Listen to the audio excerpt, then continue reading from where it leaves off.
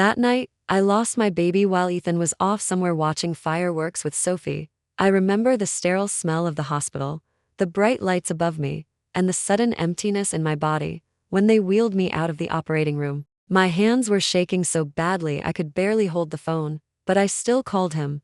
I thought maybe, just maybe, he'd sound worried, or rush to my side instead. I got his voice, flat and cold. "Claire, Sophie's with me, we'll talk when I get home." That was it. No questions, no panic, no "are you okay?" Just his usual annoyed tone, like I was the one bothering him. And in that moment, something inside me broke for good.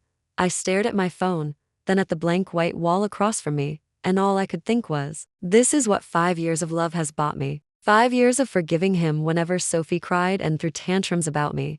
5 years of swallowing my pride while he brushed off my feelings, saying I was being too sensitive. 5 years of waiting for him to choose me, and in the end, he still chose her. My tears wouldn't stop. No matter how hard I tried to hold them back. The nurse came in and asked me if my family was coming to sit with me. I wanted to laugh. Family? Ethan was my family, wasn't he? At least I thought he was.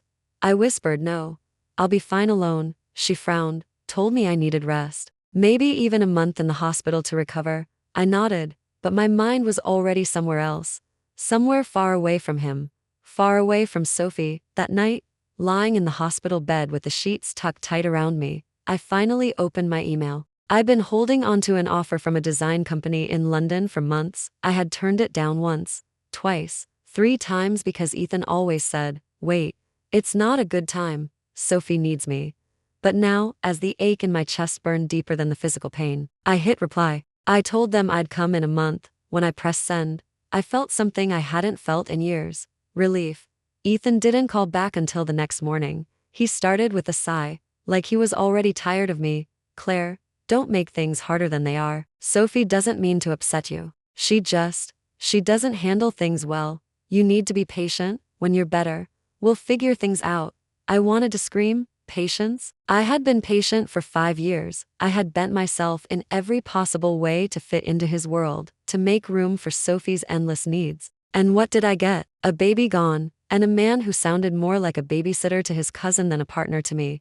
But instead of screaming, I just whispered, "I'm tired, Ethan. I really am." He didn't hear me, or maybe he didn't care enough to ask what I meant. I hung up, and for the first time since I met Ethan, I didn't feel guilty about ending a call. I stared out the hospital window. The sky was gray, heavy with rain. Somewhere inside, I knew that when I walked out of that hospital, I wasn't going back to him. Not ever again. Ethan came back earlier than planned, at least. That's what he said. He showed up at my hospital room with Sophie in tow. She didn't even try to hide the smirk on her face when she saw me sitting up in bed, pale and weak. Her eyes flicked to my flat stomach and lingered there. "Guess you finally learned not to mess with me," she whispered when Ethan stepped out to answer a call. "Every time you try to take him from me, I'll make sure you lose." Her words hit me like a knife, but I didn't flinch. Not this time. I was too empty to give her the reaction she wanted. I looked her straight in the eye and said quietly, "Don't worry, you've won. I don't want him anymore." For once, Sophie didn't know what to say.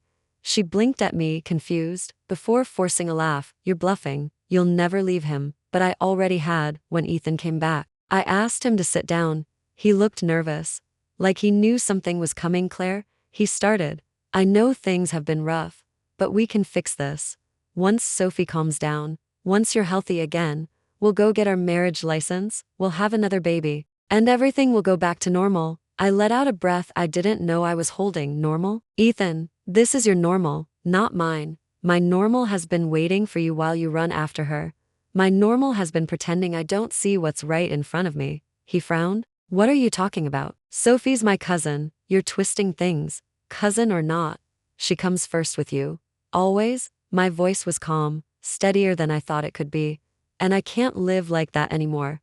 I don't want to." For a long moment, he just stared at me, like he couldn't believe I had the nerve to say it. "Claire," he said slowly, "are you breaking up with me?" I nodded, yes. His face darkened instantly. "You're being dramatic. You don't mean that." But I did. I meant every word. "I'm leaving. Ethan, I've already accepted a job overseas. By the time I'm out of here, I'll be gone." His jaw tightened. "Overseas? So what? You'll just throw 5 years away? You'll throw me away?" I almost laughed. You threw us away a long time ago. For a second, I thought he might yell, maybe even beg. Instead, he stood, his voice sharp and full of anger. Fine, go, but don't come crawling back when you realize no one else will put up with you. Sophie slipped her hand into his as they turned to leave, like she'd been waiting for that moment. She looked over her shoulder at me, eyes gleaming with triumph. Good luck out there, Claire. You'll need it. When the door shut behind them, I felt free. Not happy, not yet, but lighter somehow. The weight of waiting for him, of begging for scraps of love, was gone. I lay back against the pillow, staring at the ceiling, and for the first time in years, I allowed myself to imagine a life where I wasn't constantly second to someone else, a life that belonged only to me. The next morning, I signed the discharge papers, I packed the few things I had and walked out of that hospital without looking back. I didn't even cry when my phone buzzed with Ethan's last message. You'll regret this. Maybe I would. But regret felt better than staying trapped, and with that, I stepped into the rain, ready to start over. The flight to London was long, but it felt like I was being carried away from a life that wasn't mine anymore. I sat by the window, staring at the clouds, and with every mile that stretched between me and Ethan, I felt my chest loosen a little more. When I landed, a driver from the design firm was waiting for me with my name on a card. It felt surreal. For 5 years, I'd turned down opportunity after opportunity because Ethan said it wasn't the right time. Now, here I was alone, exhausted, but free. The company apartment was small, but it was mine. I unpacked slowly, hanging my clothes in the narrow closet, pinning my sketches to the wall. That night, I lay in bed listening to the hum of the city outside and thought, this is the sound of my second chance. Work was hard at first, new city, new culture, a team that didn't know me. But for the first time in years, the only person I had to prove myself to was me, and I did. Within months, I'd finished 2 major projects. Clients remembered my name. Colleagues asked for my input. I was exhausted, sure, but the kind of tired that comes from building something real, not the tired that comes from chasing love that doesn't want to be caught. I still checked my phone sometimes, half expecting Ethan's name to pop up, and sometimes it did. Messages from strange numbers would appear late at night. I miss you. I was wrong. Please talk to me. I blocked them all. News about him traveled faster than I wanted it to. Friends back home sent screenshots of Sophie's posts, her gloating captions, their staged photos, engagement announcements, wedding countdowns, declarations that love always wins. I didn't react at first. Then one day, a friend called me, voice shaking with laughter. Claire, you won't believe this. Ethan didn't even show up to the wedding. He left her at the altar. I froze. Part of me wanted to feel vindicated, but mostly, I just felt numb. Later, another friend filled in the rest. Sophie wasn't just a clingy cousin, she'd been groomed by Ethan's family as some kind of twisted perfect match. There were rumors, ugly ones, about why his parents had pushed so hard for the marriage. I didn't want to know the details. What mattered was that I wasn't there anymore. I wasn't trapped in that madness.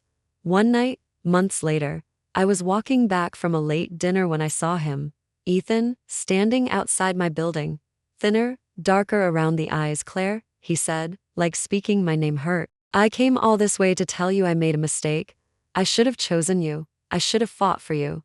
I kept my distance. The street light above us flickered, casting shadows across his face. He looked desperate, broken once. That might have softened me now. It only made me tired. You had 5 years. I told him.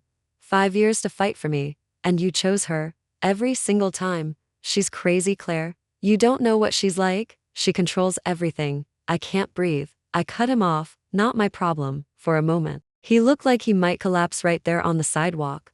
But I walked past him, up the steps to my building, and didn't look back. Later, lying in bed, I thought about how different I felt, how the old me, the one who cried in hospital beds, who begged for scraps of affection, would never believe the woman I'd become. I wasn't healed, not completely. Some wounds don't disappear, but I was building a life I could be proud of, and for the first time in years, I felt like I was enough. Months passed, seasons changed, and with them, so did I. By winter, my projects at the firm had gained recognition. My designs were featured in a magazine. Clients started asking for me by name. For the first time in my adult life, my worth wasn't measured by whether someone stayed or left. It was in my work, my independence, the choices I finally made for myself. Meanwhile, news from back home kept trickling in.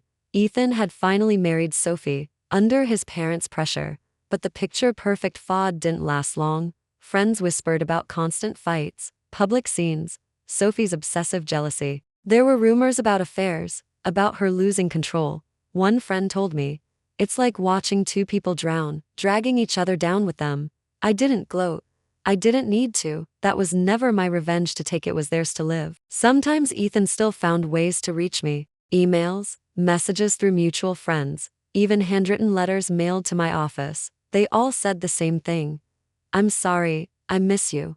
I should have chosen you." But every time, I closed the message, tossed the letter, and moved on with my day.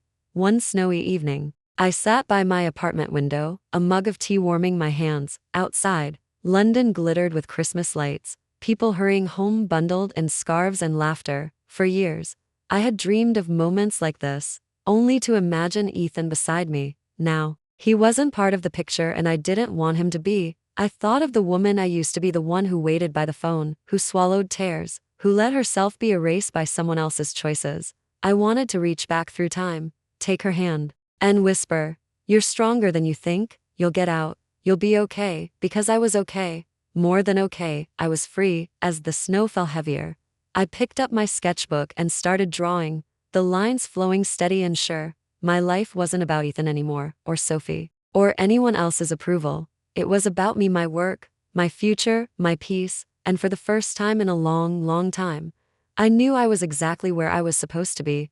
That's all for today's story. Thank you for listening. This is When Love Turns into Harm. The tales I share, drawn from life or woven from imagination, are meant to offer you connection, reflection, and perhaps solace or newfound strength. If you long to see your own reflection in others' journeys, or seek a glimmer of light within the maze of emotions, subscribe to When Love Turns into Harm. Listen with your heart. Explore the stories of life.